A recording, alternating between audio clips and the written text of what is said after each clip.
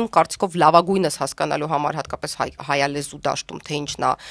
հետ ճշմարտությունը ինքը ոնց է դրսևորում կարելի է նայել մեր գլխավոր մեդիա կիլեր հիմա տենց են ասում Պետրոս Ղազարյանի ցանկացած հաղորդումները որոնք որ ինքը անում է իր ընդդիմադիրների հետ որովհետև այդտեղ հարցադրումների մեջ այ հարցերը որ եթե դիմանակ ժողովուրդ ջան նայեք այդտեղ հարցադրումները շատ հստակ ինչ որ սիստեմատիկ համակարգ ունեն ուրեմն ինքը անում է պնդում այդ պնդման մեջ անպայման կա մի հատ sense ինչ որ սուտ մաս այսինքն ինքը ինչ որ այդ պնդումը նրանում է կայանում որ ինքը բնութագրում է թե ինչա տեղի ունեցել ու այդտեղ անպայման մի հատ սուտ մաս կա որ ինքը ճիշտ մասել կա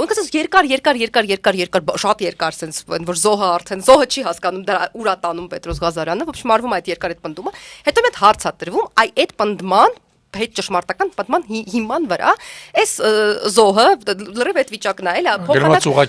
փոխանակ ինքը այդ Սարդոստայնից ինչ որ են կոմ գալիս է Սարդի մոտ նստում է ասում է դե արին փորձենք միասին այս Սարդոստայնին հետ ինչ որ բան անեն ու վերջ ամեն ինչ կորած է